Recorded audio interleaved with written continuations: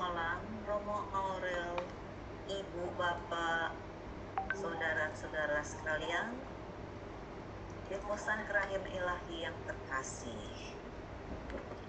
Puji Tuhan, terima kasih atas kesempatan yang diberikan pada kita malam ini untuk bersama-sama mengikuti webinar dengan judul refleksi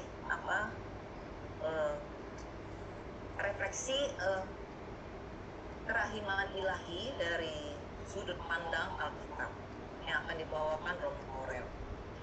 Judul ini aja sudah menantang kita untuk merefleksikan, untuk membuat kita merenungkan kembali pemahaman kita selama ini mengenai kerahiman ilahi di kitab suci. Recording in progress. Dan juga buku harian Santa Faustina serta teladan-teladan konkret dari pengalaman Santa Faustina untuk memahami sebagai rasul kerahiman ilahi. Romo Aurel akan berikan pengajaran. Sebelum mulai pengajaran, maka izinkan saya untuk membacakan kurikulum singkat dari Romo Aurel. Nama Romo Aurelius Matisoge SVD, Imam Misionaris dari Serikat Sabda Allah atau SVD. Ditasbihkan tanggal 29 September 1992. Romo Aurel sekarang bertugas sebagai Direktur Bible Center Pusat Pelayanan Kitab Suci di Batam yang menyelenggarakan studi kitab suci untuk umat Allah, dan juga pastor untuk orang-orang Katolik asing yang bekerja di Batam, kebanyakan dari Filipina, India, Singapura.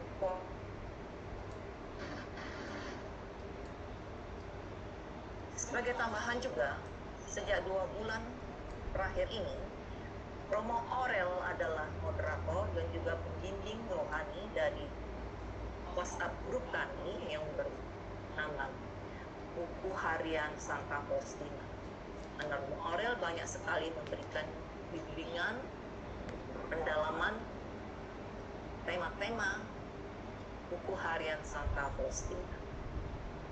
Nah, sebelum mulai ini, maka saya persilahkan kepada Ibu Cynthia Lewardi untuk membacakan doa pembuka. Silahkan Ibu Cynthia.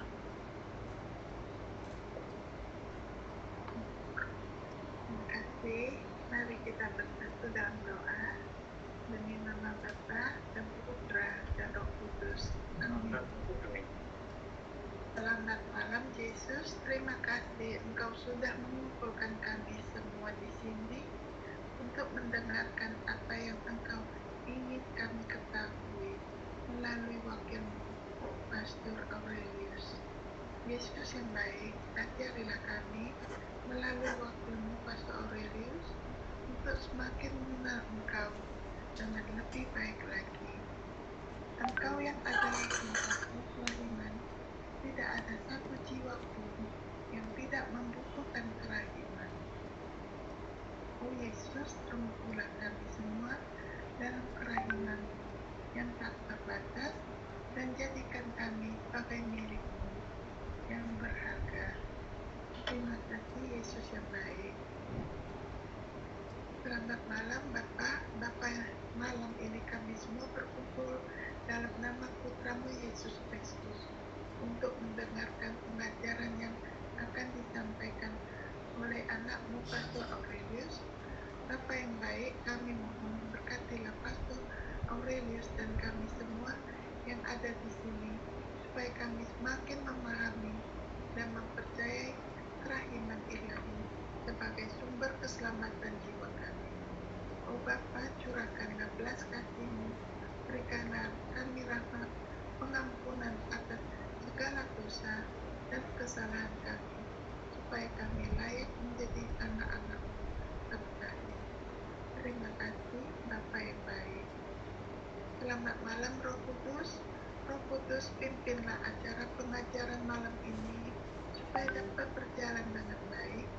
Lindungilah kami dari segala musuh yang selalu berusaha menghancurkan jiwa kami, yang menghalangi kami untuk menghampiri kerahiman ilahi sebagai sumber keselamatan jiwa kami.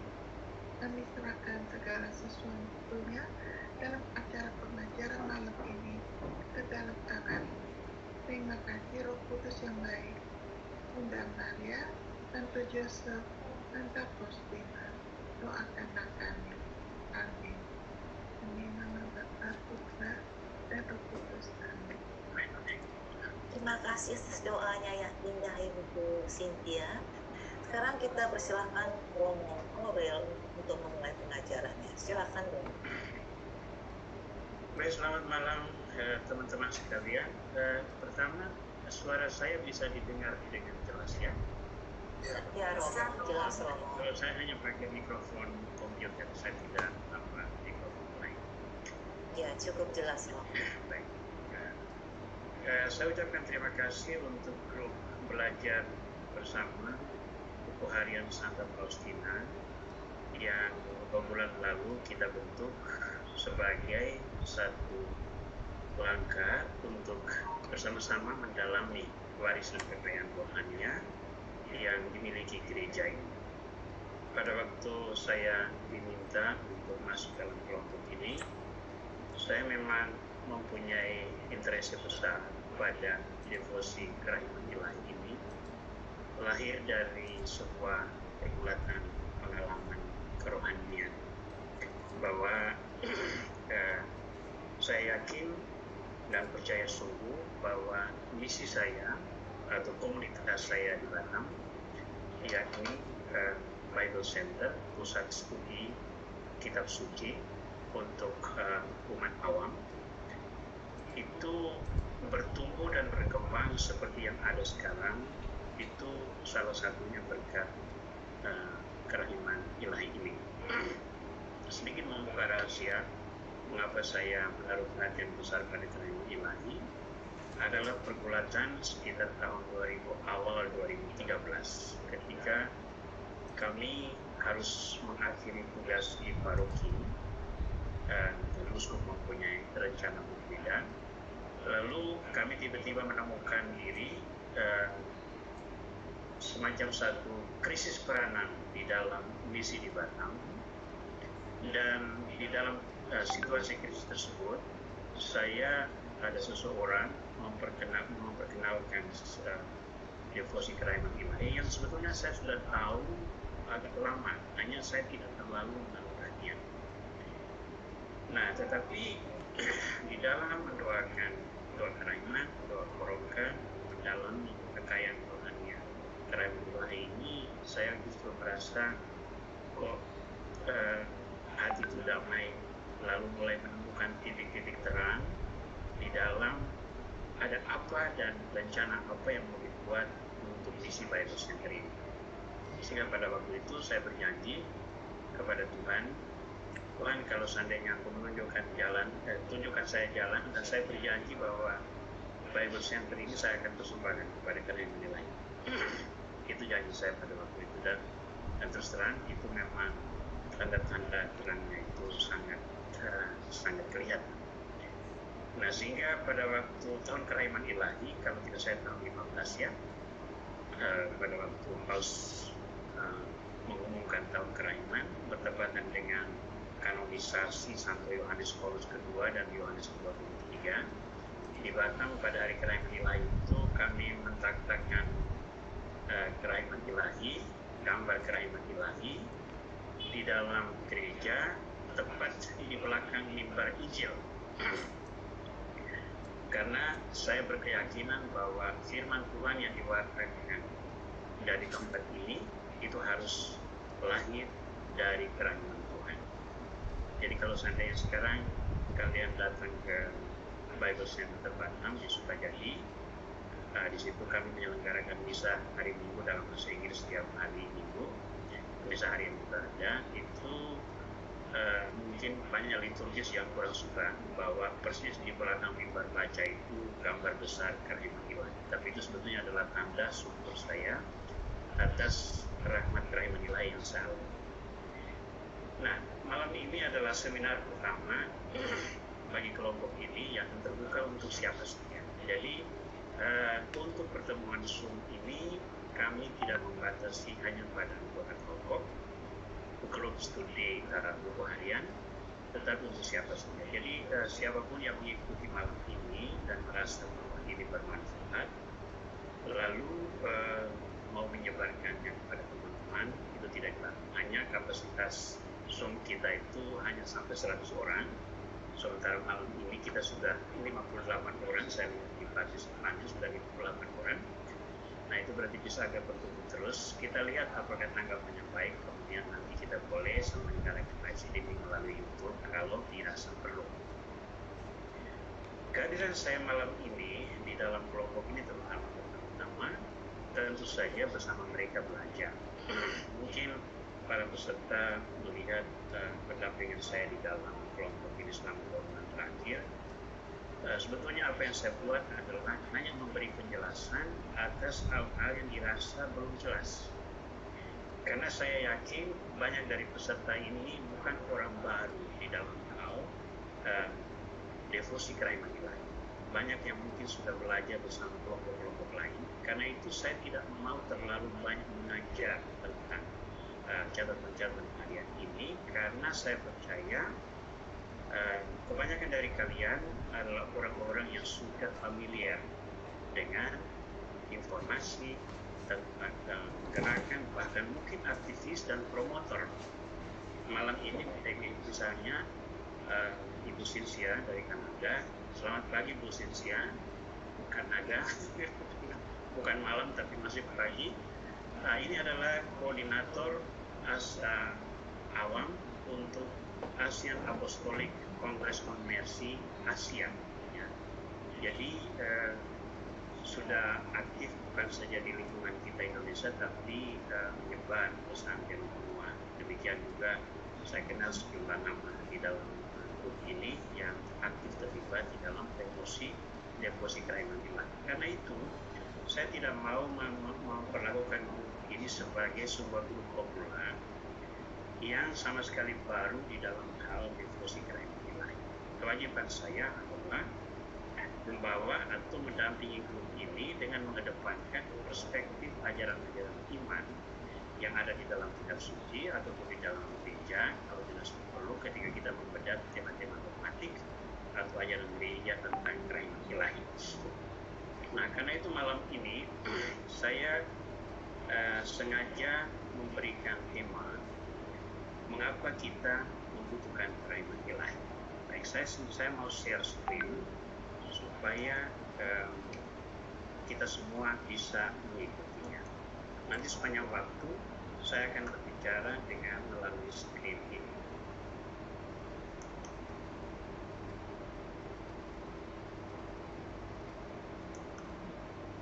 Ya. Baik. Mengapa kita memerlukan kerajaan ilahi? Saya beri subjudul sudut pandang Alkitabiah. Nah,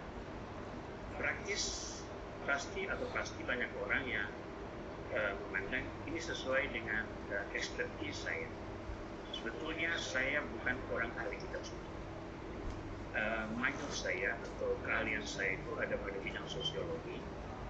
Hanya saya mempunyai perhatian besar dalam pengembangan kitab suci karena saya percaya ilmu sosiologi yang saya pelajari sebagai disiplin ilmu sekuler itu hanya akan bermanfaat bagi kerasulan gereja kalau erat dikaitkan dengan kitab suci. Maka saya melakukan studi mandiri kitab suci dan bersama seorang romo lain yang secara khusus belajar kitab suci, kami menyelenggarakan Bible Center. Nah, bagi saya devosi atau gerakan kerasulan kerajaan ilahi seistimewa dan semulia apapun harus atau tak boleh dilepaskan dari kitab suci sebagai sumber ajaran iman yang utama yang ada di dalam gereja. Kita tahu bahwa di dalam gereja ada 3 hal yang kita nilai sebagai sumber pengajaran iman, yakni kitab suci, tradisi suci, dan magisterium.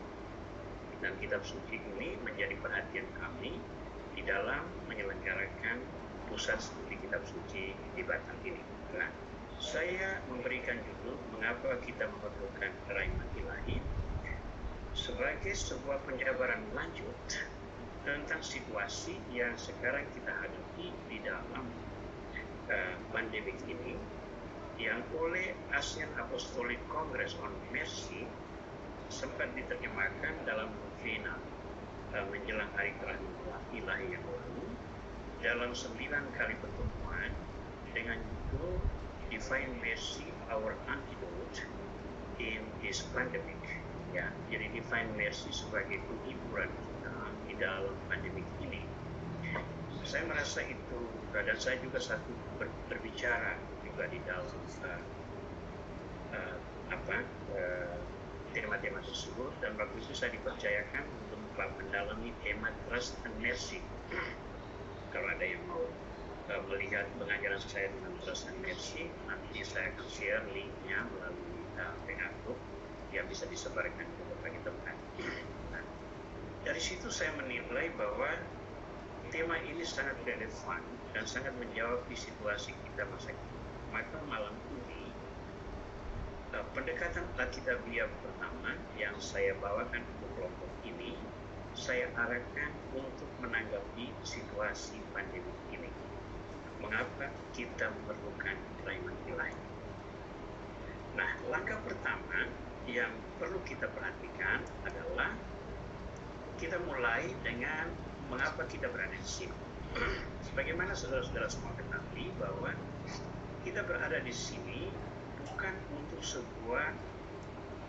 membentuk sebuah forum profesional di mana kita melatih diri untuk menjadi terampil dalam pekerjaan. Tidak. Alasan kita berada di lintas negara ini, saya tahu ada yang dari Singapura, ada yang dari Indonesia, dari Australia, dari Kanada, Indonesia pun dari Jakarta, Batam, Surabaya, dari mana lagi ya.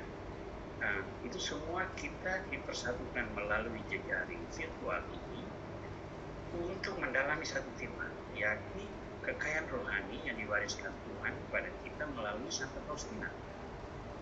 Jadi Santa Faustina menjadi sebuah figur sentral. Itulah yang kita sebut sebagai mendalam pengenalan mistik. Tapi hendaknya diketahui bahwa Santa Faustina bukan satu-satunya mistikus yang berperanan di dalam gereja. Bahkan boleh saya katakan dia bukan mistikus terbesar yang dimiliki gereja. Nah, siapa itu mistikus? Kita mulai dengan langkah pertama. Sesudah Pentakosta, ya, pembawaan Injil sebenarnya ada di tangan umat Allah. Ingat Yesus berkata bahwa dia harus pergi agar sang penghibur datang. Dan sang penghibur itulah yang akan membimbing para rasul untuk berkarya. Itulah Roh Kudus. Dan kedatangan Roh Kudus itu memberikan gereja tugas-tugas yang oleh ajaran gereja dihimpun dalam 5 tugas pokok ini. Kerikma, yakni pembawaan sabda. Koinonia, yakni membentuk persekutuan. Diakonia, yakni melayani kemanusiaan. Liturgia, yakni merayakan keselamatan, dan martiria, yakni memberi kesaksian tentang keselamatan. Ya. Maka kerikma itu melahirkan karya misi, koinonia itu melahirkan persekutuan umat, diakonia itu melahirkan pelayanan-pelayanan konkret kemanusiaan seperti kesehatan, pendidikan, karya karitatif. Liturgia itu melahirkan perayaan-perayaan gereja, baik yang sederhana maupun meriah. Lalu martiria itu melahirkan kesaksian-kesaksian hidup. Dan kesaksian-kesaksian tertinggi itu kita sebut sebagai kemartiran, yang ditandai oleh penumpahan darah pada saksi Kristus. Ada orang khusus yang dipilih Tuhan untuk menerima karunia khusus, untuk memperkaya khasanah spiritual gereja, untuk meneguhkan orang-orang agar 5 tugas gereja itu bisa dijalankan dengan konsekuen. Mereka itu kita sebut sebagai mistikus. Dan mistikus terbesar di dalam gereja adalah antara lain ini: Santa Teresia dari Avila, Santo Yohanes dari Salib, Ya, itu dua mistikus terbesar yang pengalaman tentang Yesus Kristus dialami secara luar biasa, sehingga pada akhirnya itu memberikan warisan kekayaan yang sampai hari ini masih sangat berpengaruh. Mistikus lain modern ini misalnya Padre Pio yang punya stigmata 5 luka Yesus. Ada Mother Teresa dari Kalkuta juga bisa dinilai sebagai mistikus, Fransiskus Assisi, dan sekarang kita memiliki Santa Faustina yang menjadi figur sentral mengapa malam ini kita ada bersama di sini. Mengapa kelompok buku harian Santa Faustina ini terbentuk, dan mengapa saya memberanikan diri untuk berbicara malam ini, mengapa kita membutuhkan kerahiman ilahi. Nah, saya menulis judul Privilege Santa Faustina karena Faustina menerima karunia pengalaman mistik, dan pengalaman mistik ini begitu nyata sehingga dia mengalami penderitaan salib dan menerima karunia penglihatan tentang hidup sesudah mati, tentang jiwa-jiwa dan sebagainya. Jadi dia melihat betapa jiwa-jiwa itu bisa tidak selamat karena dosa. Atau supaya bisa selamat, jiwa-jiwa itu harus mendapat dukungan dari kita dengan cara. Dia melihat itu. Sehingga dia dengan sukarela berpartisipasi terutama di dalam doa dan mati raga. Mati raga itu puasa, pantang, dan karya-karya wujud-wujud penderitaan lain yang diungkapkan sebagai sebuah penyilihan dosa bagi orang-orang berdosa. Jangan lupa ya, kita semua ini berkewajiban untuk berdosa, bertobat dari dosa. Kita berkewajiban untuk bertobat dari dosa. Ada yang sungguh-sungguh mau bertobat, terima kasih kepada Tuhan. Ada yang tidak mau bertobat, maka kita serahkan semuanya hanya kepada Tuhan. Tapi ada orang juga yang mungkin tidak sempat bertobat, atau tidak menyadari bahwa apa yang dia lakukan itu dosa, sehingga dia tidak merasa perlu bertobat. Nah, untuk mereka ini Santa Faustina mau berdoa dan bermati raga agar mereka diselamatkan. Sehingga oleh kita disebut Santa Faustina itu adalah rasul kerahiman ilahi. Nah, dalam sebuah pertemuan dengan satu grup kerahiman ilahi dari Singapura, Brother Francis kalau tidak salah, dan Brother Peter, CSSR, itu kami membahasakan pengalaman mistik Santa Faustina itu sebagai prophetic revelation atau pewahyuan profetik, pewahyuan kenabian untuk gereja di zaman modern. Ya. Nah, saya suka dengan istilah pewahyuan profetik ini karena kerahiman ilahi ini memberi banyak masukan bagi gereja masa kini, terutama di tengah dunia yang sekarang begitu kuat dipengaruhi oleh sekularisme, ketika aborsi itu seakan menjadi metode pengobatan, ketika perkawinan sesama jenis itu malah dianggap sebagai hak asasi, yang ada yang bahkan mau memaksa gereja untuk memberkati perkawinan sesama jenis. Ini semua adalah ketika kompetisi kapitalisme menjadi begitu tidak bermoral sehingga menghancurkan bangsa-bangsa. Nah, ke dalam situasi ini, pengalaman mistik Santa Faustina, pewahyuan profetik ini kita bawa. Untuk apa? Untuk memberi harapan bagi banyak orang yang terjebak dalam situasi yang tidak menguntungkan tersebut. Nah, sekarang coba kita lihat, mengapa pewahyuan profetik? Kalau kita lihat dari sejarah hidup, ya, Santa Faustina itu kan lahir pada tanggal 25 Agustus tahun 1905.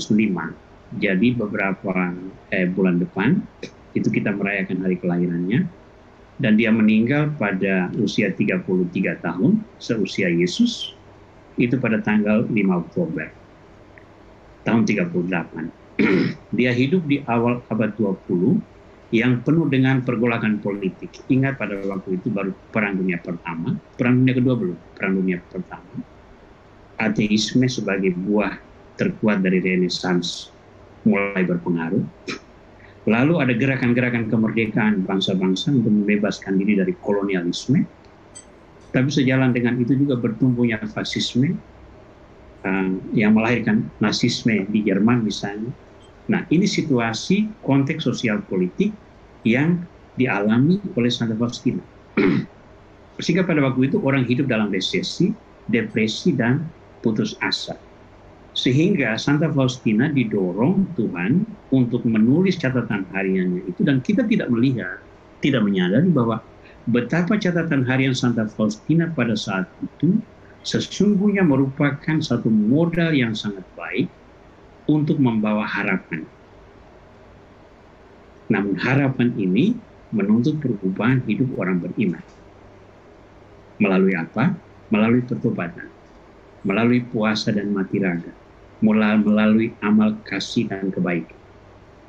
Ingat, dalam salah satu catatannya itu Santa Faustina menegaskan kita menghormati kerahiman ilahi itu dengan 3 cara.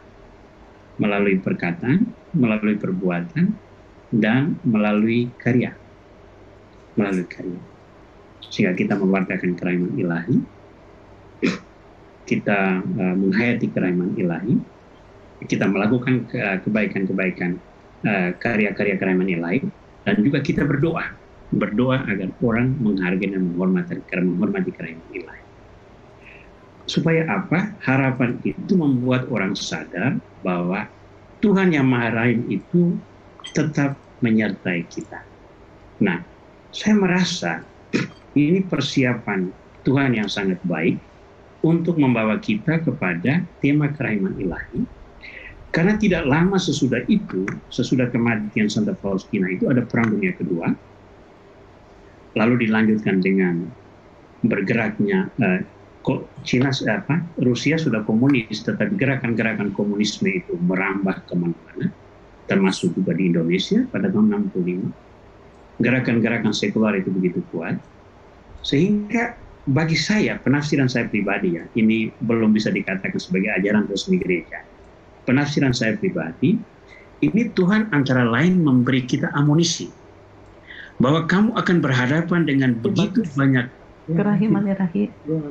situasi yang tidak menyenangkan di masa depan, maka saya beri kalian ini, kerahiman ilahi, supaya kalian tetap memiliki satu kemampuan membahasakan harapan dan perdamaian bagi orang-orang yang nanti akan sangat dipengaruhi, bahkan dihancurkan martabatnya oleh sekularisme.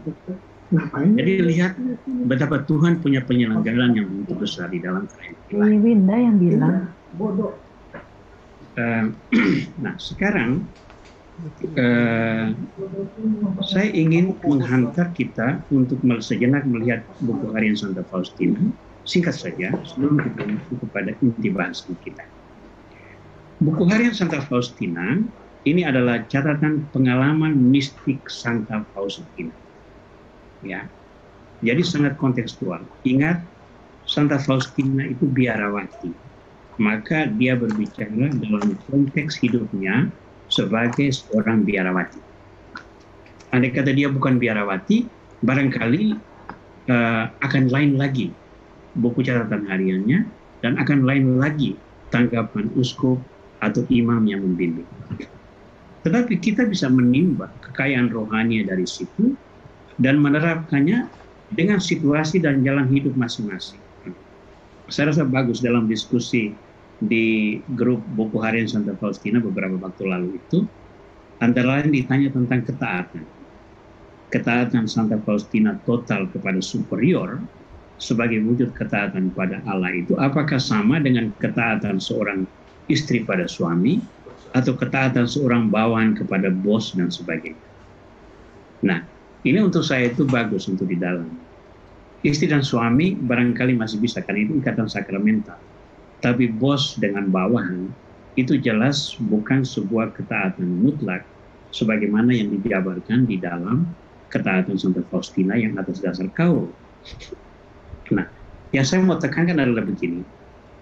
Santa Faustina berbicara tentang ketaatan kepada superior sebagai sebuah model ketaatan kepada Tuhan. Lalu kita mengaplikasikannya di dalam hidup kita. sebagai bapak keluarga, sebagai ibu keluarga, sebagai profesional di kantor, katakanlah dokter atau lawyer atau notaris atau businessman, ya, kita mempunyai pola ketaatan masing-masing. Tetapi semangat ketaatan Santa Faustina ini yang bisa kita bawa dan kita terapkan dalam kehidupan setiap hari. Yang paling pokok yang harus kita sadari bahwa catatan pengalaman mistik Santa Faustina ini harus menghantar kita kepada Yesus, Sang Kerahiman Ilahi. Yesus, Sang Kerahiman Ilahi. Karena kedatangan Yesus itu adalah puncak dari kerahiman ilahi. Mengapa? Itu terjadi sejak manusia pertama berdosa. Sesudah manusia pertama berdosa, Tuhan mengusir mereka dari Taman Eden, tetapi dia langsung merencanakan karya keselamatan. Maka dia langsung membuat rencana antara lain memilih bapa bangsa yang nanti terwujud dalam diri Abraham, lalu mengutus Moses untuk membebaskan orang-orang Israel dari perbudakan Mesir, mengutus para nabi dan sebagainya, dan semua itu berpuncak pada diri Yesus ketika Tuhan sendiri menjadi manusia. Ya, jadi tujuan kita mendalami buku harian Santa Faustina itu supaya membuat kita lebih dekat kepada Yesus Kerahiman Ilahi. Bukan supaya kita lebih mencintai Santa Faustina. Tidak. Tujuannya adalah memahami hakikat Yesus Kerahiman Ilahi, lalu kita mewartakannya kepada orang. Karena itu saya tulis di sini. Buku harian Santa Faustina, BHSR itu, buku harian Santa Faustina itu bukan kitab suci. Ingat baik-baik, itu bukan kitab suci. Kita bisa meninggalkan buku harian Santa Faustina, tetapi tidak bisa meninggalkan kitab suci. Kita bisa meninggalkan Santa Faustina, tetapi tidak bisa meninggalkan Kristus. Karena buku harian Santa Faustina ini adalah pengalaman mistik satu individu yang memperkaya gereja dan menjadi model bagi kita. Tapi pegangan kita yang paling pokok nanti tetap adalah pribadi Kristus. Dan siapa Kristus? Kristus adalah firman yang menjadi manusia. Di mana firman itu sekarang? Firman itu sekarang tertera di dalam kitab suci.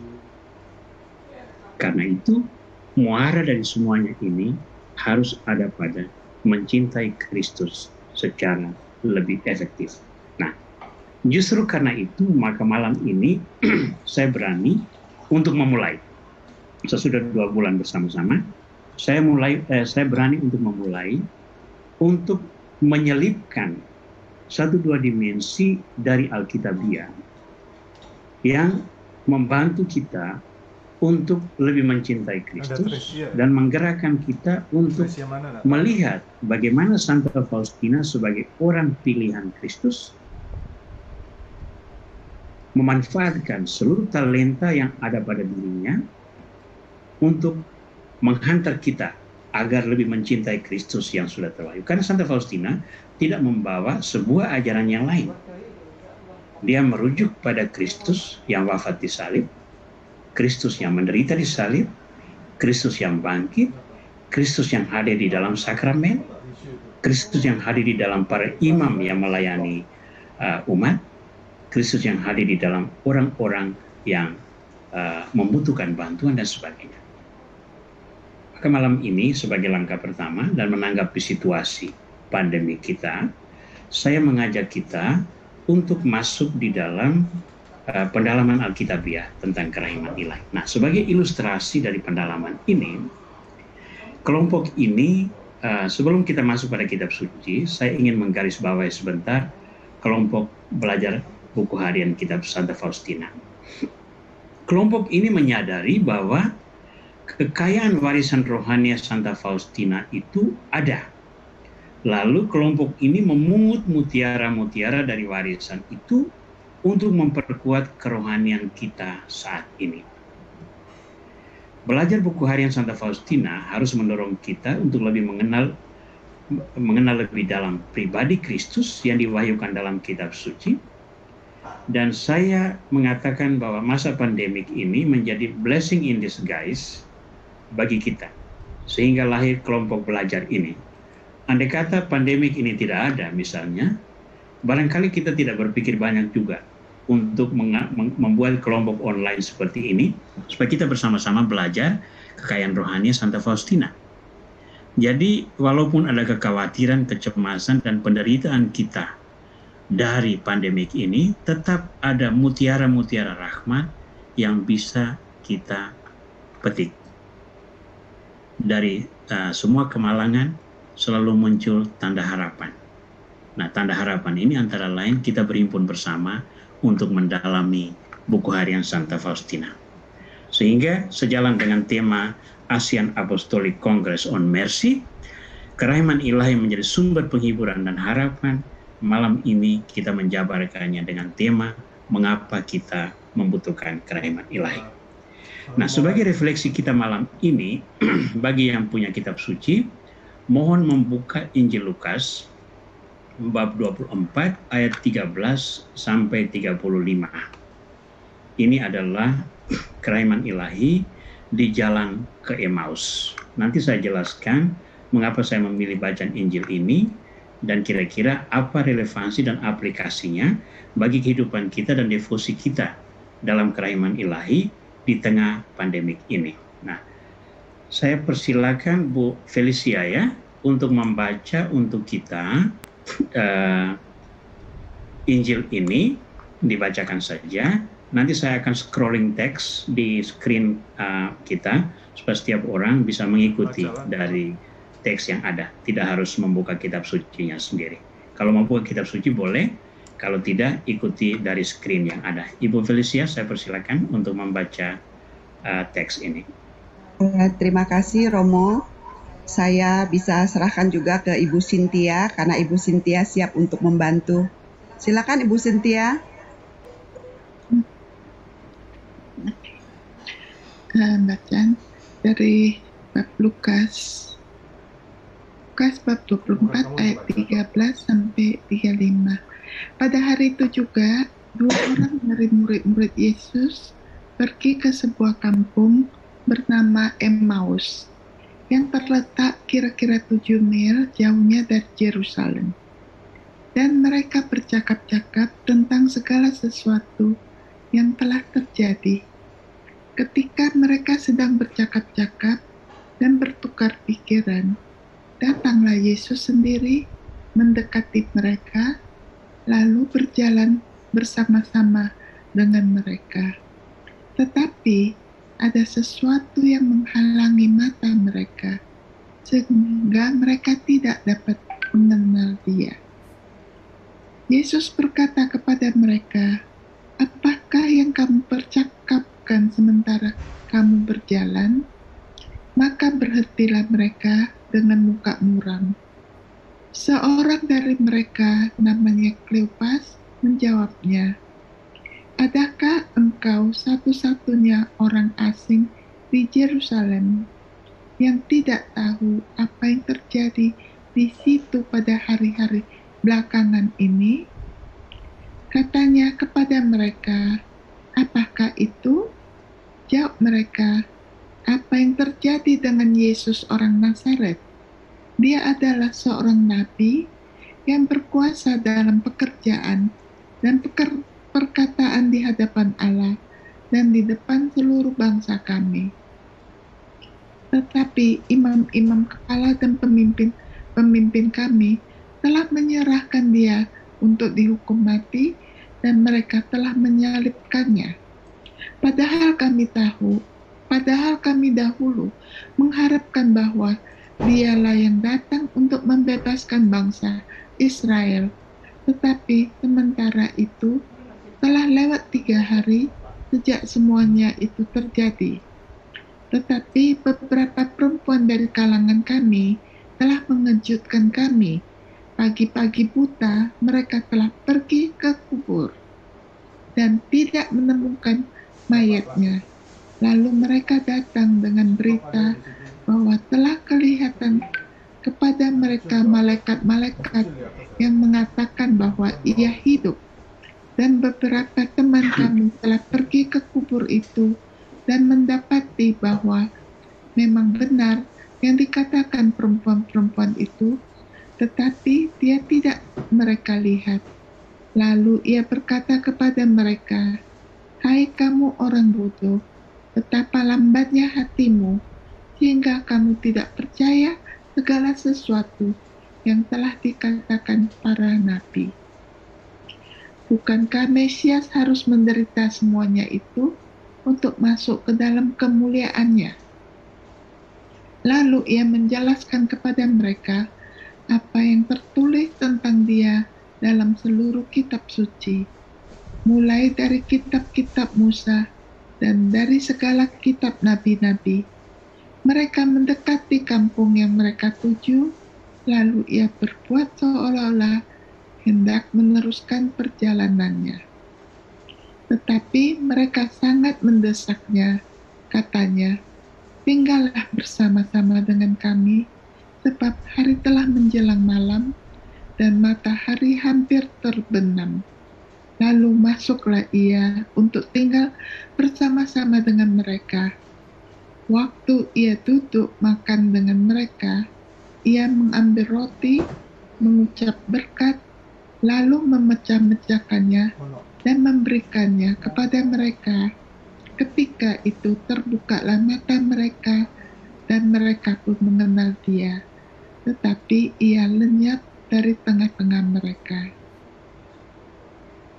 Kata mereka seorang kepada yang lain, "Bukankah hati kita berkobar-kobar ketika ia berbicara dengan kita di tengah jalan dan ketika ia menerangkan kitab suci kepada kita?" Lalu bangunlah mereka dan terus kembali ke Yerusalem. Di situ mereka mendapati ke-11 murid itu. Mereka sedang berkumpul bersama-sama dengan teman-teman mereka. Kata mereka itu, "Sesungguhnya Tuhan telah bangkit dan telah menampakkan diri kepada Simon." Lalu kedua orang itu pun menceritakan apa yang terjadi di tengah jalan dan bagaimana mereka mengenal dia pada waktu ia memecah-mecahkan roti. Baik, terima kasih Bu Cynthia sudah membacakan teks Injil ini untuk kita. Nah, saya secara sengaja memilih kisah perjalanan ke Emmaus dalam menjabarkan tema Divine Mercy atau kerahiman ilahi sebagai sumber kekuatan dan penghiburan bagi kita di tengah pandemik. Ya, mengapa kita membutuhkan kerahiman ilahi di tengah pandemik ini?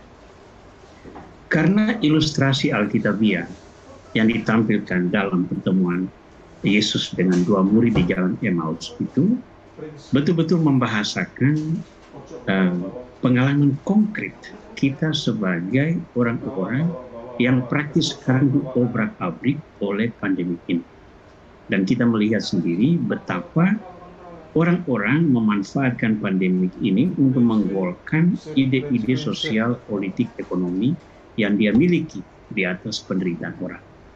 Jadi ketika begitu banyak orang menderita karena pandemi yang begitu tidak menunjukkan tanda-tanda akan mudah, ada orang lain lagi yang memanfaatkan situasi ini untuk menari di tengah penderitaan orang tersebut.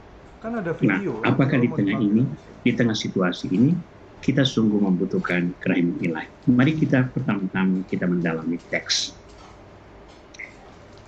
Yang pertama sekali, mari kita melihat bahwa dua murid meninggalkan Yerusalem menuju Emmaus pasca penyaliban dan pasca mendengar berita tentang kebangkitan Yesus. Jadi Yesus bangkit itu pada hari Minggu pagi, dan sesudah mendengar berita kebangkitan itu, berarti itu Maria Magdalena yang datang membawa berita kebangkitan itu, mereka memutuskan untuk meninggalkan Yerusalem. Ya.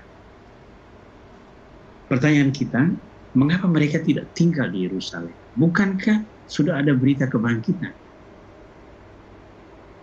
Tetapi mereka memilih pergi ke Emmaus. Nah, dari catatan yang kita temukan di dalam penggalan kitab suci ini, kita melihat bahwa dua murid ini adalah dua orang yang menderita. Dua orang yang menderita. Dan keduanya juga mengalami krisis iman. Nanti saya akan jelaskan bagaimana itu ada penderitaan dan bagaimana mereka mengalami krisis iman. Orang yang menderita itu bermuka muram. Itu pada ayat 17. Ya. Yesus datang dan bertanya kepada mereka, apa yang kamu percakapkan?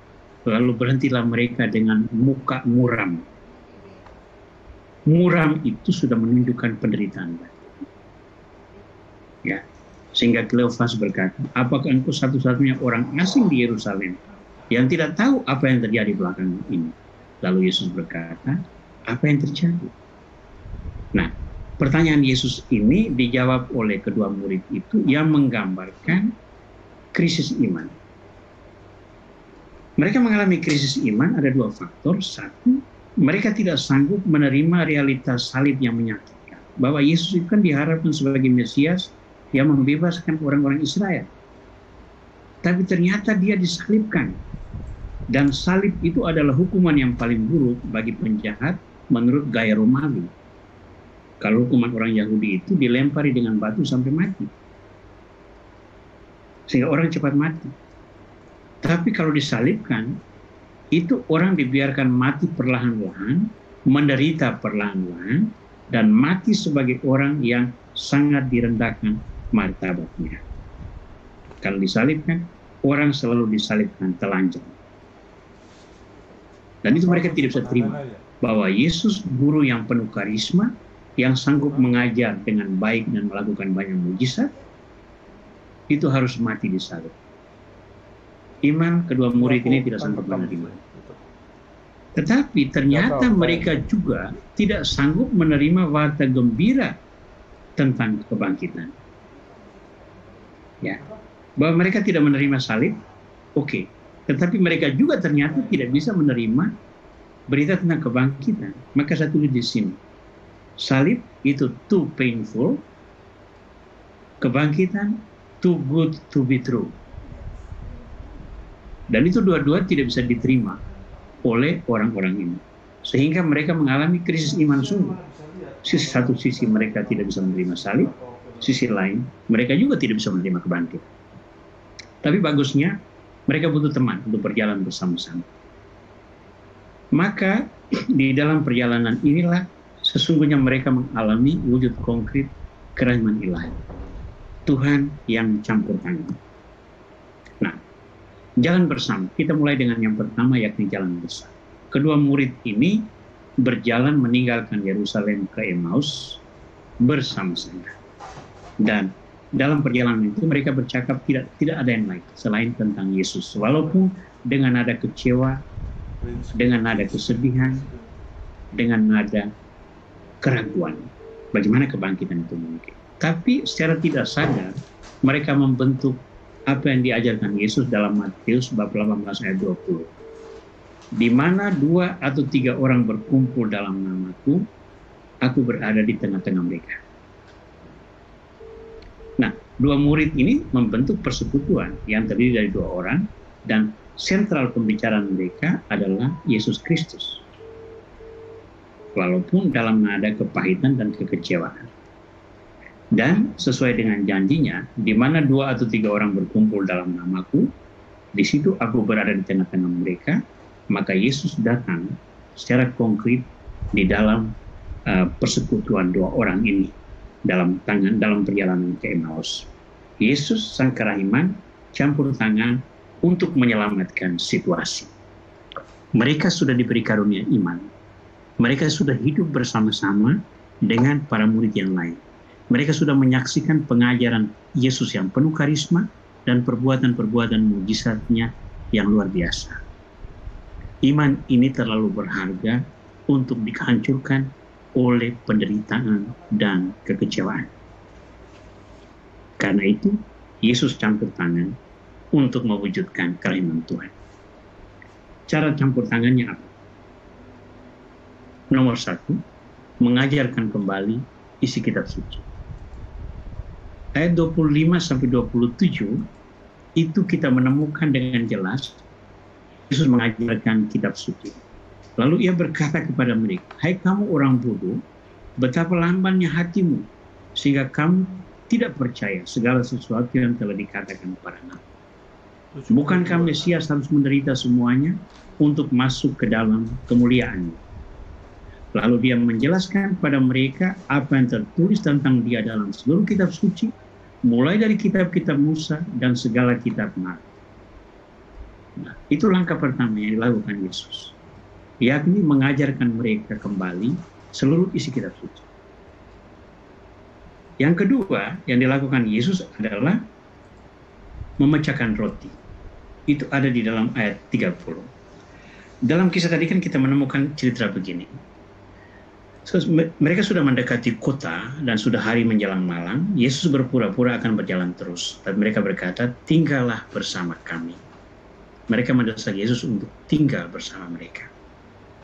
Dan pada waktu makan, Yesus mengambil roti, memecah-mecahkannya, lalu membagikannya kepada mereka.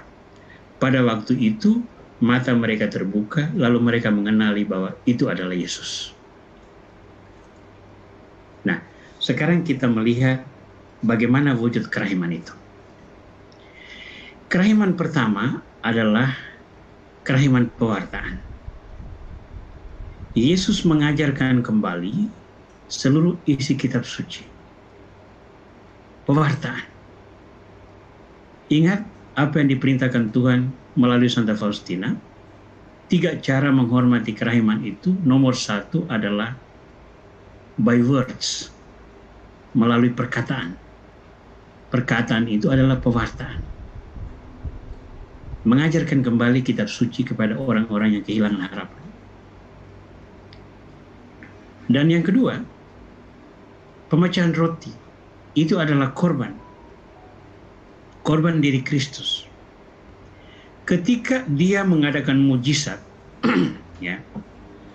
pada perjamuan terakhir, dia mengambil roti, memecah-mecahkannya, lalu memberikan kepada mereka. Dan dia berkata, "Terimalah dan makanlah, inilah tubuhku yang diserahkan bagimu." Kata ini masih tetap kita ulang hingga hari ini di dalam perayaan Ekaristi Kudus setiap hari. Ya. Memecah-mecahkan roti. Dan sejak perjamuan akhir itu, roti yang dipecah-pecahkan di dalam sakramen itu bukan lagi sekedar roti tanpa ragi atau roti yang beragi, tetapi itu adalah tubuh Kristus yang dipecah-pecahkan dan dibagi-bagikan kepada orang-orang beriman agar mereka memperoleh santapan suci. Pada waktu konsekrasi, saya atau kami para imam mengangkat roti sesudah menyerukan, "Inilah tubuhku yang diserahkan bagimu." Kita mengangkat roti bulat dan menunjukkan kepada umat, dan sejak itu roti itu adalah tubuh Kristus. Tetapi pada waktu anak domba Allah, roti itu dipecah-pecahkan.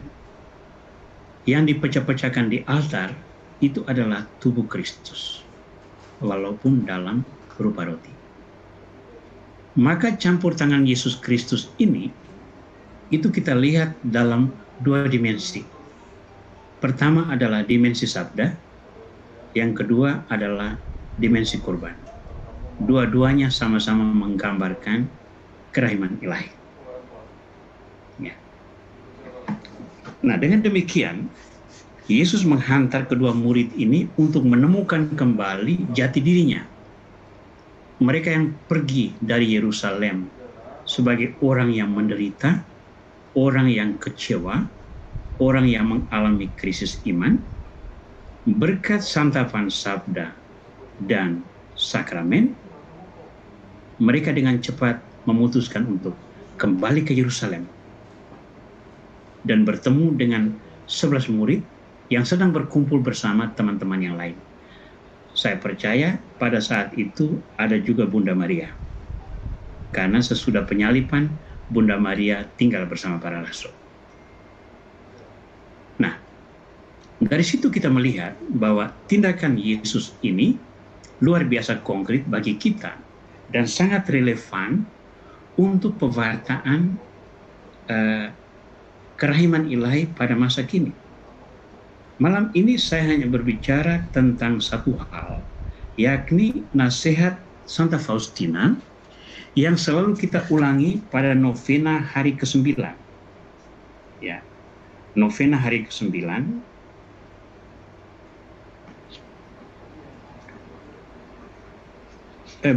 Ada pada pendarasan doa Koronka pada dekade yang kelima. Saya memberikan kepadamu 3 cara untuk menjalankan karya kerahiman kepada sesamamu, melalui perbuatan, melalui perkataan, dan melalui doa. Ya. Kita bicarakan pada malam ini melalui perbuatan dan melalui perkataan. 2 elemen pokok yang dilakukan Yesus pada para murid dalam perjalanan ke Emmaus. Melalui perkataan dia mengajarkan mereka kembali sabda Tuhan, mulai dari kitab nabi-nabi, bahkan seluruh kitab perjanjian lama, mulai kitab Musa sampai kitab nabi-nabi. Lalu dia melakukan pemecahan roti di depan mereka untuk membuat mereka terkenang kembali tentang misteri perjamuan akhir yang kita warisi sampai hari ini dalam perayaan Ekaristi Kudus. Nah, sekarang coba kita masuk ke dalam pandemik sebagai krisis multidimensi dan peranan kita untuk mempromosikan kerahiman ilahi sesuai dengan warisan kekayaan rohania yang kita temukan dalam buku harian Santa Faustina. Pertama sekali kita melihat bahwa kita mengalami dalam pandemik ini krisis multidimensi, kita mengalami krisis kemanusiaan, kita mengalami krisis sosial, kita mengalami krisis politik, kita mengalami krisis ekonomi, dan kita juga mengalami krisis iman. Saya berikan beberapa hal. Krisis kemanusiaan. Semua kita mengalami sekarang itu media sosial dipenuhi dengan berita kematian. Tadi saya juga ikut ke pekuburan di Temiang untuk menghantar seorang teman yang meninggal semalam. Nah, ketika pulang bersama teman saya Romo yang sekomunitas, kami dua berbicara antara lain begini. Sekarang berita kematian itu begitu sering, sampai kita tidak lagi merasakan ada debaran-debaran kesedihan sebagai buah dari kematian. Itu menjadi sudah terlalu biasa.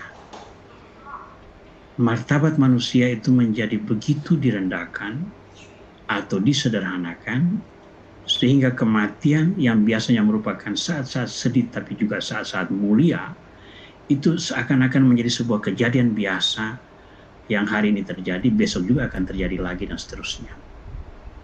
Kita mengalami krisis sosial. Ya, lihat aja masyarakat di sekitar kita. Politik apalagi, di Indonesia begitu jelas. Negara berjuang, Presiden Jokowi dan para menterinya berjuang. Begitu banyak politisi oposan yang memanfaatkan situasi ini untuk menggolkan agenda-agenda yang sebetulnya sama sekali tidak ada kaitannya dengan pengatasan upaya untuk mengatasi pandemi ini. Ekonomi jelas kita mengalami krisis ekonomi luar biasa. Saya ingin menggarisbawahi krisis iman. Beberapa waktu lalu ada seorang asisten imam yang biasa ikut membagi komunio itu mengangkat bukan sebuah pertanyaan, tapi sebuah statement yang untuk saya membahasakan gambaran sebuah krisis iman. Kalimatnya seperti ini. Paus sudah berdoa agar pandemik ini berakhir. Uskup-uskup sudah berdoa agar pandemik ini berakhir.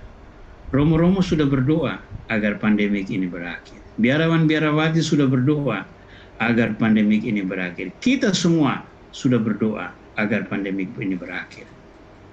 Mengapa Tuhan belum menjawab doa kita? Itu kalimatnya. Bagi saya, itu sebuah pernyataan ada krisis yang sudah mulai menerobos ke dalam sendi-sendi pertahanan kita sebagai orang beriman. Nah, ini situasi konkret. Maka pandemik itu adalah krisis multidimensi. Berhadapan dengan ini, apa yang mau kita lakukan? Pertama-tama, jangan hadapi krisis sendiri. Seperti dua murid tadi, pulang ke Emmaus, tapi tidak sendirian. Jalan bersama orang. Supaya apa? Ada second opinion yang bisa mengimbangi pemikiran-pemikiran yang lahir dari penderitaan, kekecewaan, putus asa, dan sebagainya. Ya. Orang yang menderita, itu keseimbangan berpikirnya itu sudah hilang. Orang yang kecewa juga sama. Orang yang mengalami krisis iman juga sama. Ini orang-orang yang tidak seimbang. Keputusan dalam situasi ini itu biasanya keputusan yang tidak berimbang dan seringkali sangat berbahaya kalau diambil secara ekstrim yang bisa membuahkan hasil yang fatal. Maka nasihat praktis di dalam hidup kita, agar kita bisa mengalami kerahiman ilahi, ingat kerahiman ilahi itu tidak jatuh dari langit seperti hujan. Kerahiman ilahi itu muncul sebagai sebuah entry spiritual yang hidup dan berkembang melalui perbuatan konkret manusia.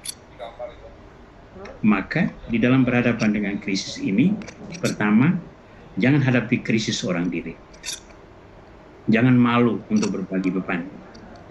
Dan jangan juga merasa sungkan atau malas untuk menerima ketika ada orang lain yang ingin membagi beban krisisnya bersama Anda. Karena bersama-sama kita membentuk tim yang berjalan ke Emmaus dari Yerusalem. Tidak boleh kita membiarkan yang kita tahu membutuhkan bantuan, tapi kita menolak mengulurkan tangan untuk menjadi rekan seperjalanan. Yang kedua, bawa semua kepada Yesus dan mohon pertolongan Dia dalam dua cara yang Dia lakukan ketika menolong para murid di Emmaus tadi. Dalam sabda dan dalam sakramen. Kalau kita baca catatan-catatan Santa Faustina, malam ini saya tidak mereferensi khusus pada nomor tertentu, kita menemukan betapa Santa Faustina itu membahasakan apa yang dia temukan dan dia hayati dari kitab suci itu dalam bahasa-bahasa kontekstual sesuai dengan hidup dia saat itu. Dan dia orang yang tidak pernah lalai untuk menerima sakramen atau beradorasi di depan sakramen, karena bagi dia sakramen itu adalah sumber kekuatan dan penghiburan. Itu kerahiman yang paling konkret. Nah, sekarang pertanyaan kita, bagaimana dengan situasi sekarang ini di mana gereja ditutup, di mana kebaktian-kebaktian offline itu ditutup, hanya boleh online. Nah, di situ saya berani untuk mengatakan ketika Anda memaksa diri untuk mengikuti misa online yang biasanya tidak menyenangkan, ada orang di tetangga saya mengatakan, saya mengikuti misa online itu sama sekali tidak memberi kesan apapun.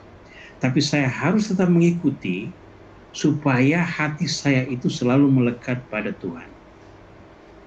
Saya katakan orang-orang ini seperti orang-orang yang mengalami komunio kerinduan.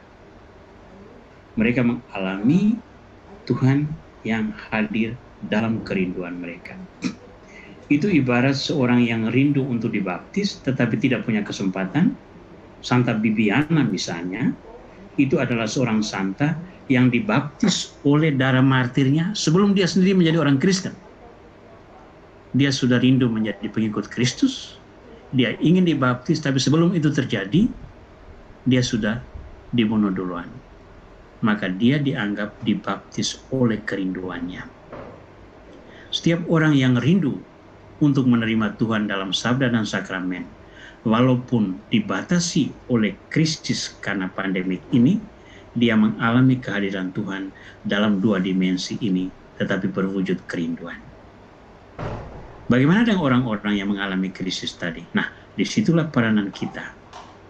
bagaimana dengan bahasa dan cara yang kita miliki sesuai dengan konteks kita, kita tetap bisa membagi energi iman yang kita peroleh melalui sabda dan melalui sakramen. Ya. Yang ketiga, seperti para rasul, dua murid Emmaus itu yang sesudah mengalami pencerahan bahwa Yesus itu sudah melimpahkan kerahiman kepada mereka, sehingga mereka itu mengalami kembali pemulihan iman dari kesedihan dan krisis. Mereka tidak menikmati rahmat itu seorang diri di Emmaus. Mereka langsung berdiri dan meninggalkan Emmaus untuk kembali ke Yerusalem. Apa artinya itu? Kembali ke salib, kembali ke tantangan, kembali ke penderitaan. Dengan kata lain, bagi kita orang Kristiani, penderitaan dalam pandemik ini jelas sebuah penderitaan yang sangat konkret dan kita semua mengalami. Namun ketika kita menemukan pernik-pernik rohani yang lahir dari kerinduan kita dalam sabda dan sakramen, dan pernik-pernik rohani itu memberi kita energi untuk selalu menyegarkan kualitas iman kita dalam berhadapan dengan situasi yang paling tidak menguntungkan sekalipun, kita perlu berbagi tentang kekayaan iman yang kita miliki tersebut kepada orang-orang yang kehilangan harapan. Tentu saja ada pro dan kontra kepada orang yang lain. Ketika kita berbagi pengalaman, dengan tenang mereka menerima dan mengatakan, aduh, bagus ya, semoga sekali waktu saya juga akan mengalami. Lalu dia berjuang sekuat tenaga untuk membaharui diri.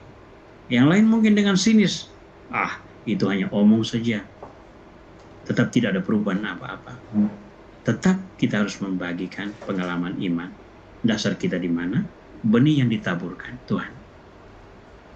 Benih yang ditaburkan itu ada yang jatuh di pinggir jalan, dia dimakan burung. Ada yang jatuh di tanah berbatu-batu, lalu dia tumbuh sebentar, lalu mati. Ada yang jatuh di tanah tanaman berduri, dihimpit dan mati. Tapi ada yang jatuh di tanah subur, yang menghasilkan buah 60 kali ganda, 100 kali ganda. Jadi pengalaman iman tentang kerahiman yang kita temukan perlu kita bagi.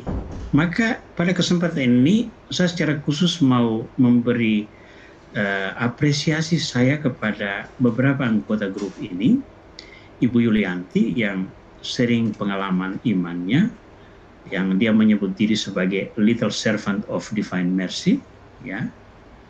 Lalu ada Pak Maksi yang juga beberapa kali menulis pengalaman imannya. Dr. Smani 1-2 kali juga menampilkan contoh, ya. Lalu Ibu Magdalena kalau tidak salah juga pernah sering sekali muncul dengan pertanyaan-pertanyaan yang menggugah refleksi. Nah, semua ini adalah bentuk-bentuk kita berbagi pengalaman iman yang bisa memberi kekuatan. Maka teman-teman jangan segan juga untuk berbagi apa yang menjadi temuan di dalam pembelajaran ini kepada teman-teman lain, dari grup lain, dari pihak lain. Bukan supaya mereka ke sini, tetapi supaya mereka juga mengalami apa yang kita temukan sebagai pencerahan yang kita miliki. Warta gembira perlu terus dibagi kepada sesama. Yang terakhir, menghadapi krisis kita perlu kembali membangun komitmen untuk menghadapi salib sebagai tanda kerahiman. Nah, di jalan salib ke Golgota, Yesus antara lain menghibur perempuan-perempuan yang meratapi dirinya. Ya. Di tengah penderitaan sekalipun, dia masih mencurahkan kerahimannya kepada orang yang sedih melihat penderitaan dirinya. Dua murid Emmaus segera kembali ke Yerusalem, yang berarti siap untuk menerima kembali tantangan di jalan salib. Nah, bagi kita, kekayaan rohani itu bukan supaya kita segera bebas dari pandemik ini, lalu hidup merdeka tanpa penderitaan, tetapi bagaimana kita akhirnya tidak kehilangan harapan dan melihat penderitaan-penderitaan kita di tengah pandemik ini sebagai sebuah proses pemurnian yang memungkinkan kita untuk menemukan Sang Kristus, bahwa di tengah salibmu aku tetap menyertai engkau hingga akhir zaman. Matius 28 ayat 20. Aku tetap menyertai kamu hingga akhir zaman. Baik. Terima kasih untuk semua perhatian dalam seluruh presentasi saya malam ini. Saya stop share screen dulu. Lalu nanti saya akan kirimkan PowerPoint malam ini ke grup untuk bisa kita bagi-bagikan kemana-mana, untuk kita boleh share kepada teman-teman kita. Saya berharap penyampaian saya bisa dipahami, ya. Tidak terlalu penting bahwa Anda setuju atau tidak, itu untuk saya soal kedua, tapi bahwa Anda bisa memahami dan menangkap penjabaran saya, untuk saya itu sudah merupakan satu kegembiraan. Baik, saya akhiri dulu pembicaraan saya. Dr. Swani mungkin mengambil dulu forum ini. Terima kasih Romo Aurel, sangat bagus sekali penjelasan Romo. Saya ingin memberikan highlight beberapa dari keterangan Romo, pengajaran Romo. Pertama, bahwa buku harian Santa Faustina ini bukanlah kitab suci. Jadi kita bisa meninggalkan buku harian, tapi tidak bisa meninggalkan kitab suci. Kita bisa meninggalkan Santa Faustina, tapi tidak bisa meninggalkan Kristus. Buku harian Santa Faustina ini berisikan pengalaman-pengalaman mistik Santa Faustina yang berisikan pewahyuan profetik. Dalam hal ini, sesuai dengan wahyuan yang diterima, itu akan memberikan harapan pada manusia-manusia yang mengalami terjebak dalam situasi sulit, mengalami krisis iman, kekacauan dalam sosial, ekonomi, dan sebagainya, seperti yang sekarang kita alami dalam pandemi ini. Dan juga harus mengantarkan kita kepada keyakinan, kesadaran bahwa Allah selalu menyertai kita, bahwa kita tidak pernah ditinggalkan sendirian. Dalam masa apapun juga Allah selalu beserta kita. Pengalaman mistik ini dalam buku harian Faustina mengenai kerahiman ilahi itu selalu harus mengantar kita kepada Yesus, yaitu sang kerahiman ilahi itu sendiri. Dalam ini kita dituntut untuk menjadi pewarta, dan juga dalam perbuatan, dan juga dalam bentuk doa. Mungkin ada Romo lagi ingin menambahkan sedikit? Ya, pewartaan kita tentang kerahiman ilahi itu tidak harus melalui kata-kata. Pewartaan kita juga bisa melalui teladan. Saya berani bersaksi tentang kerahiman ilahi ini sebagai sebuah hadiah atau sebuah karunia rahmat yang sangat besar untuk karya pelayanan kami di Bible Center. Ya, kerahiman ilahi pewartaan itu antara lain melalui pengajaran tentang kerahiman ilahi yang biasa kami selalu buat, tapi juga melalui penghayatan tentang kerahiman ilahi. Ya, doa-doa kerahiman ilahi pada jam 3 misalnya, doa koronka selalu dibuat, tapi juga karya-karya kerahiman ilahi. Jadi antara dua ini, kata dan perbuatan, sebagai teladan hidup, kita meneladani Yesus, sang kerahiman ilahi. Itu dulu, Dr. Swani. Terima kasih Romo, semakin jelas. Sekarang kita buka sesi untuk bertanya atau sharing iman. Jadi silahkan pada Ibu Bapak untuk mungkin bertanya atau sharing iman. Boleh ya Romo ya? Ya, boleh. Terbuka semuanya. Silahkan, jangan malu-malu karena tidak ada pertanyaan yang salah dan juga tidak ada sharing yang salah. Oke, silahkan buka aja. Siapa yang mau mulai? Ya, silahkan itu Ibu Yunita. Ya, Ibu ingin bertanya atau sharing. Silahkan Ibu. Ya, selamat malam Romo, selamat malam Ibu. Nama saya Yunita. Saya mau bertanya boleh ya Romo ya? Ya, silakan. Jadi Romo tadi Romo mengatakan ada karunia gitu kan. Nah, karunia yang seperti diterima oleh Santa Faustina itu, ya. Ya, pengalaman mistik itu apa ya? Pertanyaannya begini. Apakah karunia itu sebenarnya lebih banyak diterima oleh orang-orang yang kudus ya, maksudnya?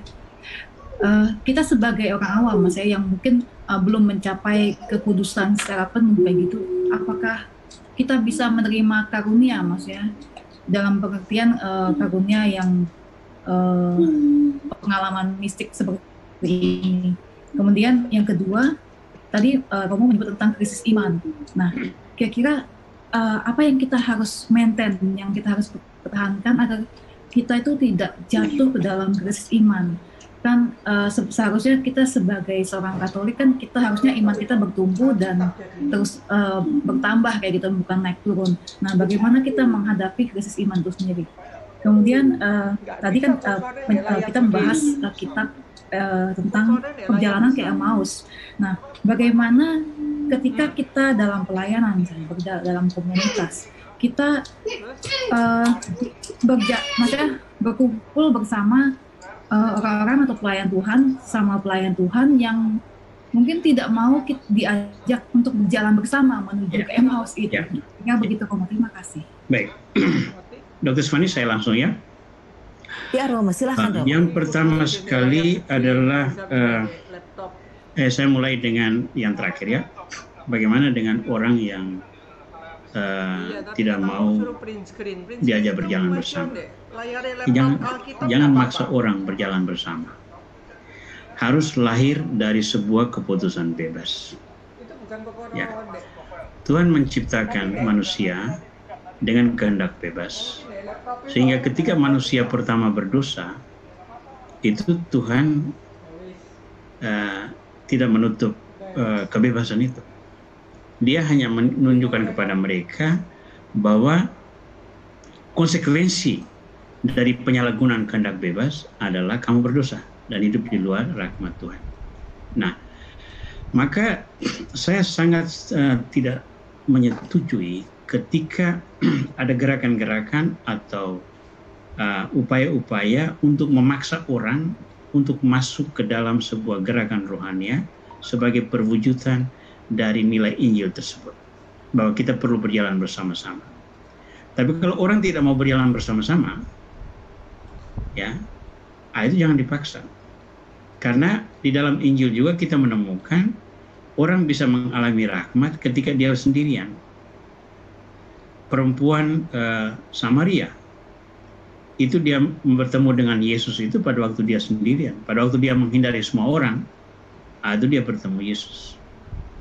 Nikodemus, dia juga menghindari semua orang, tapi dia justru bertemu dengan Yesus dalam dialog yang sangat dalam. Dialog antara Yesus dengan Nikodemus itu dialog terindah, yang bagi saya itu merupakan contoh apa artinya retret pribadi. Ya. Bab 3 ayat 16 itu merupakan satu pernyataan yang sangat indah itu. Ya. Ya.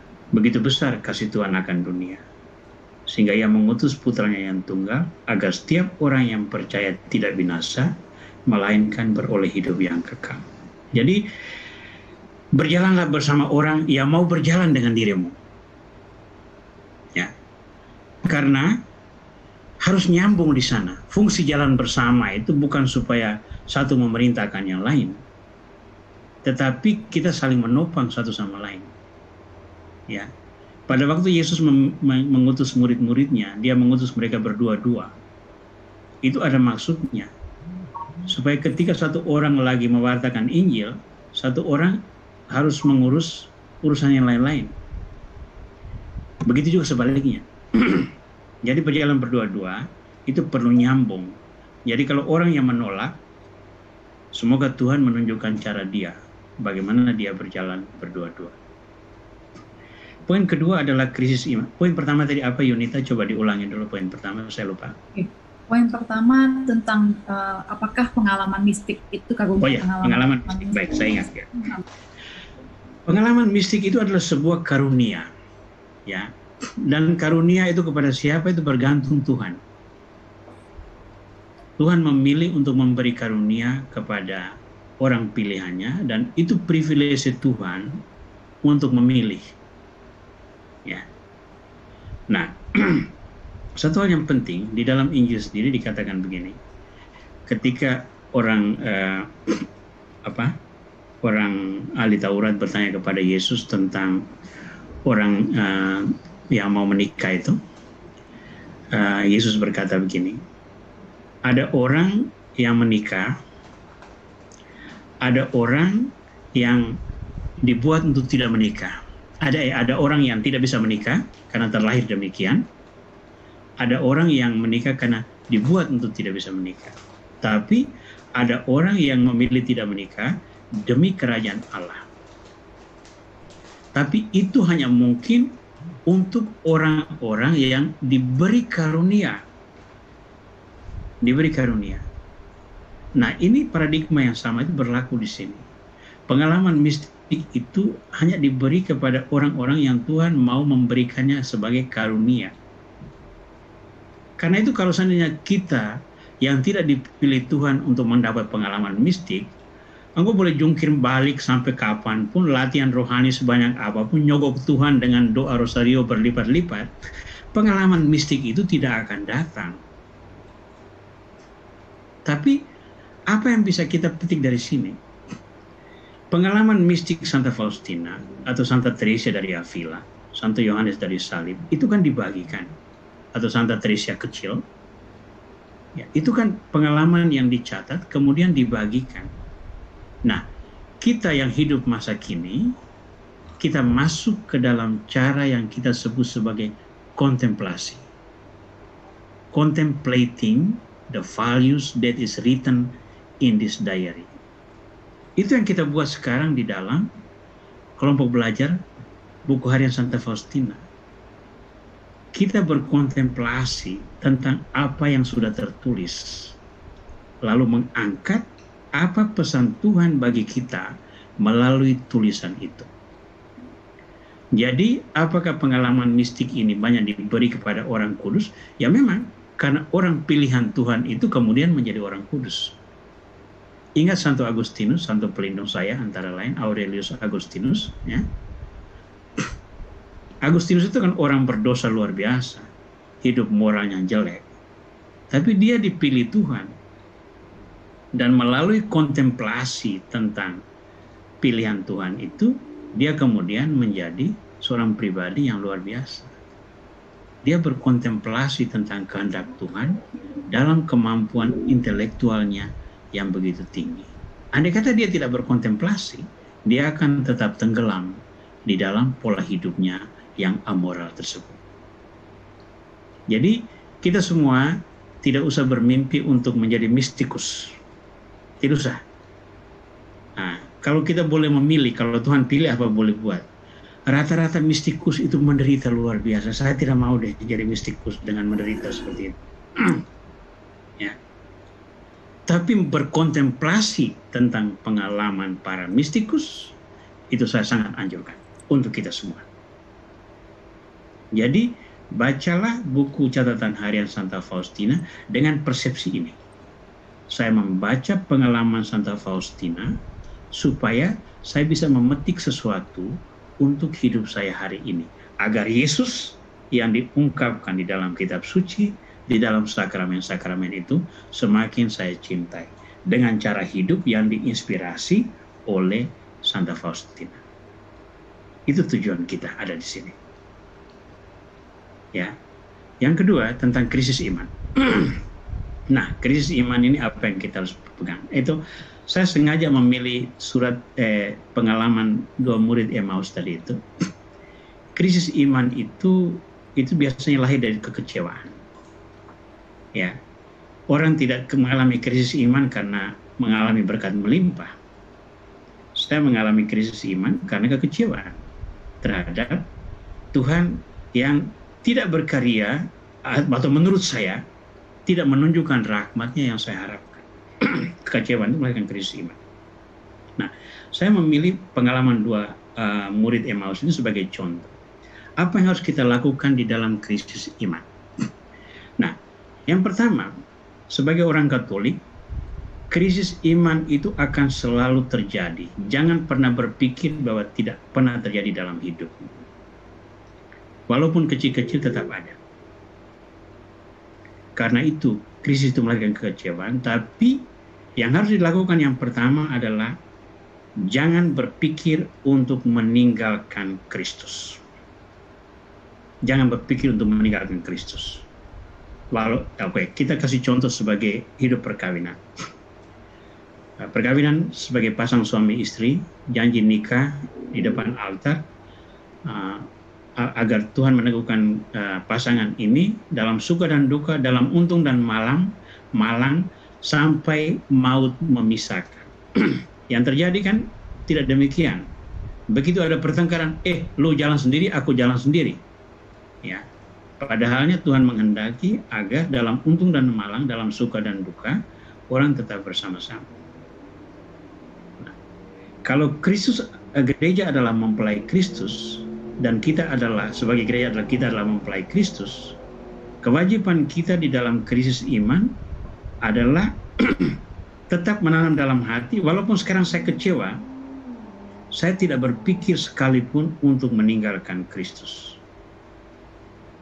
Maka seperti dua murid yang lain tadi itu, kita sharing tentang pengalaman iman kepada orang yang bisa kita percaya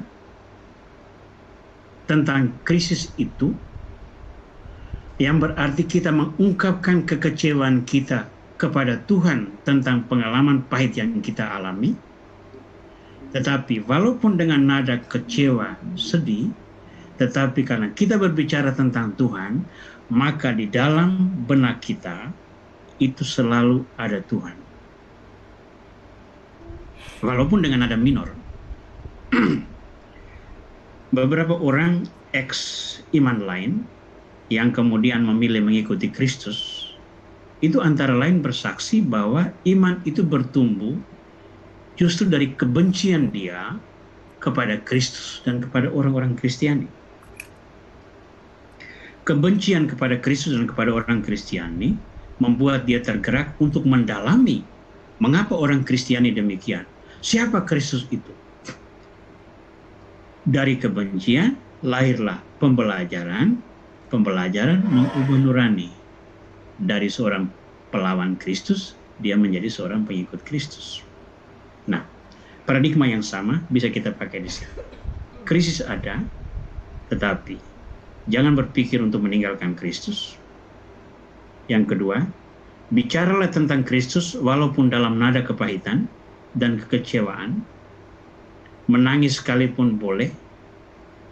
Ya, yang terjadi pada saya ketika kecewa sekali, saya suka sekali, saya tidak jalan ke night club atau jalan ke tempat-tempat mall, tapi malam-malam saya ke altar sendirian, gelap.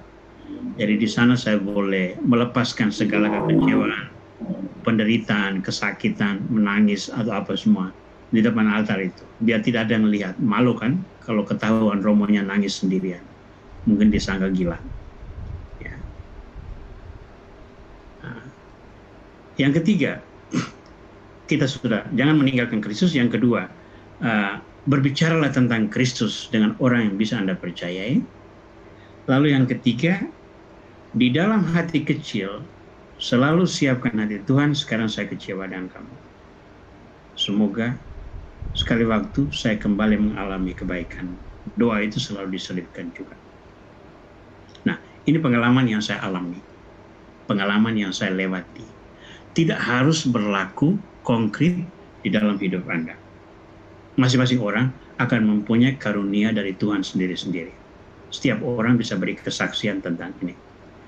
Begitu dulu ya Yonita, jawaban yang saya bisa sampaikan. Masih ada tanggapan barangkali? Ya, terima kasih Romo. Baik. Nah. Ya, terima kasih Romo.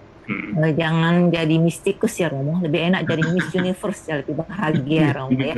Jadi mistikus menderita, Miss Universe aja bahagia.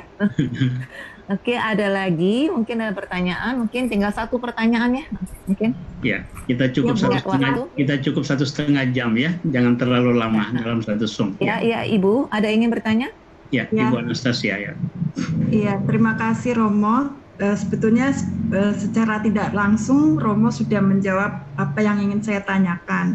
Tetapi lebih spesifiknya begini Romo, bagaimana kalau krisis iman itu terjadi pada orang muda, jadi usia muda yang belum ada kemungkinan belum dewasa secara rohani, belum memiliki kematangan rohani, tetapi mengalami penderitaan dan kekecewaan. Seperti saat ini, anak-anak muda sebetulnya punya semangat untuk berkarya, tetapi karena kondisi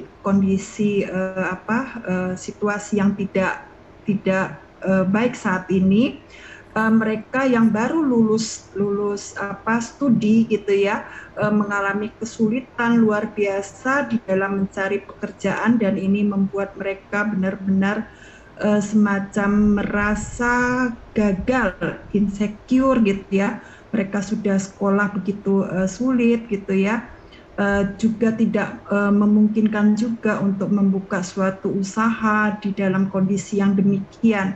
Nah, kebetulan memang saya seorang dosen Romo, jadi ada beberapa anak-anak bimbingan saya itu yang baru lulus juga mengalami banyak kesulitan gitu ya. Kalau kita memberikan nasihat-nasihat rohani juga tidak mudah untuk diterima, malah istilahnya tuh semakin menolak gitu ya. Memang di dalam penderitaan kita akan mengalami semacam kekeringan rohani juga. Nah, apabila ini terjadi pada anak-anak muda, bagaimana baik sikap maupun perkataan kita untuk membangkitkan mereka lagi.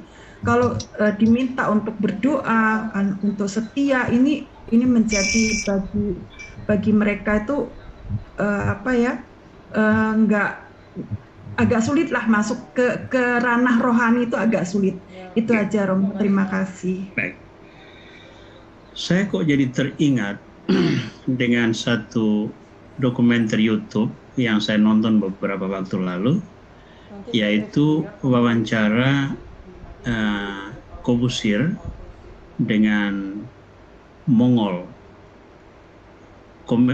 komediawan yang pernah mengikuti gereja setan itu. Ya. Yang dia sebutkan di sana adalah demikian. Gereja setan itu targetnya itu adalah orang muda. Kenapa?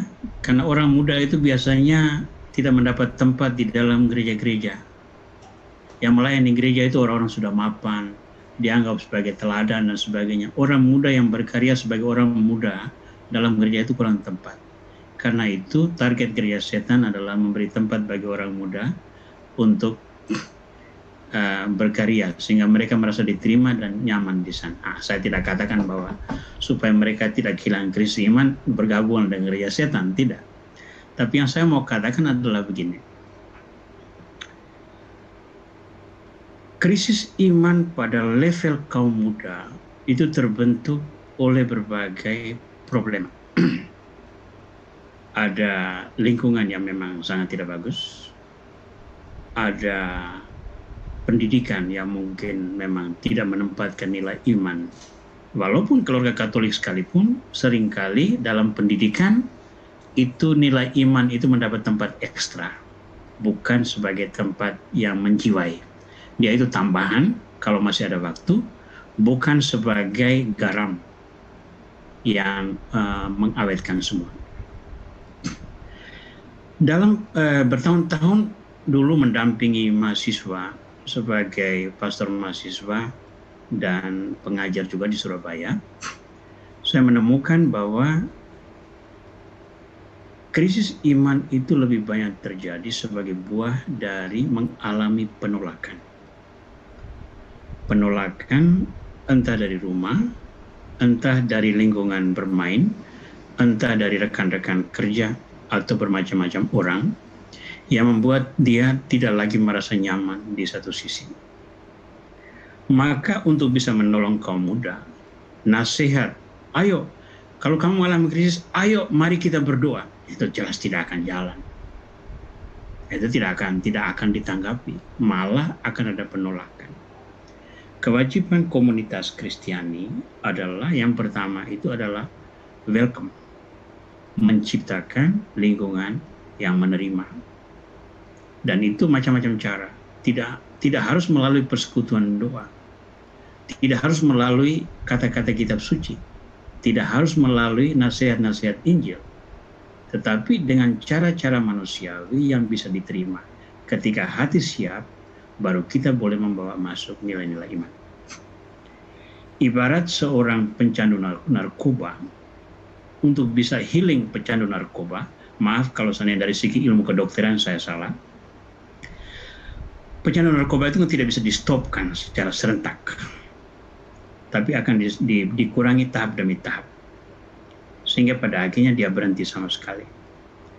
Kita memotivasi para pecandu narkoba dengan mengatakan, Yesus berkata, cintailah dirimu karena kamu adalah gambaran Allah. Itu nasihat tidak akan masuk ke dalam seorang pecandu narkoba. Tetapi bisa dipakai motivasi yang lain tentang harga diri sebagai manusia.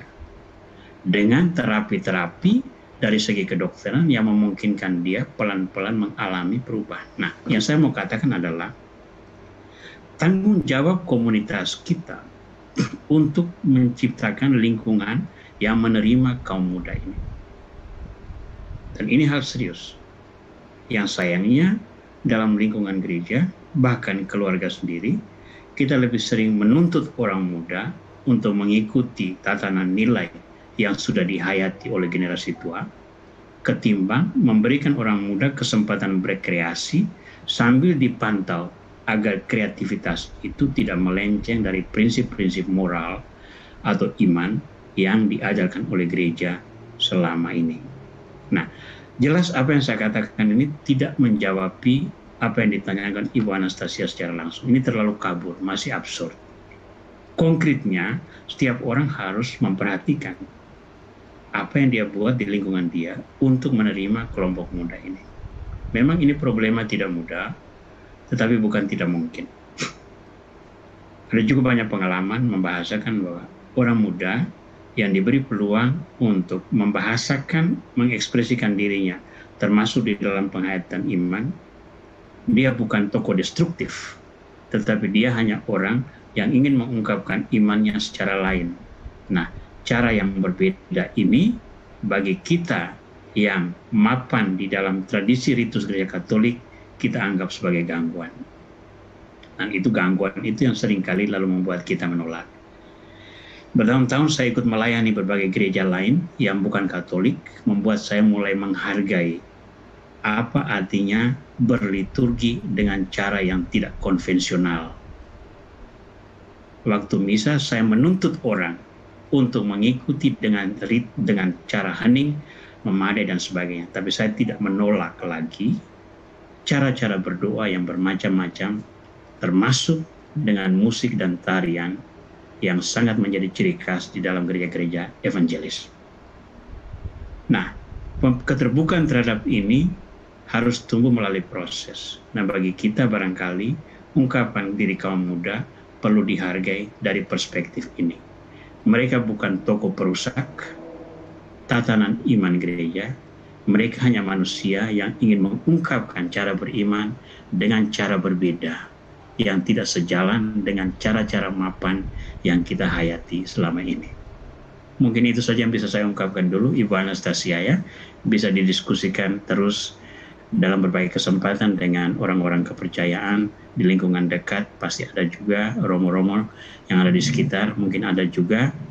Tolong tetap disuarakan keprihatinan ini. Karena seringkali kami para romo itu tidak melihat hal-hal konkret yang dialami oleh keluarga. Harus terus disuarakan supaya mereka aktivis gereja mempunyai tanggapan serius terhadap krisis yang sebetulnya nyata dan mengancam fondasi gereja. Jangan lupa gereja masa depan itu ada di tangan kelompok muda ini. Terima kasih Romo. Terima kasih Ibu ya.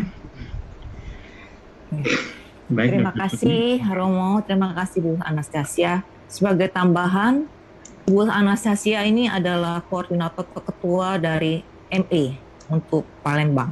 Jadi Marriage is Counter, jadi banyak bergerak dalam konseling untuk pasangan dan juga untuk orang-orang muda. Terima kasih untuk semuanya karena waktu juga membatasi kita. Terima kasih pada Romo Aurelius pengajar yang luar biasa. Terima kasih Bu Yunita dan Bu Anastasia atas pertanyaan-pertanyaannya.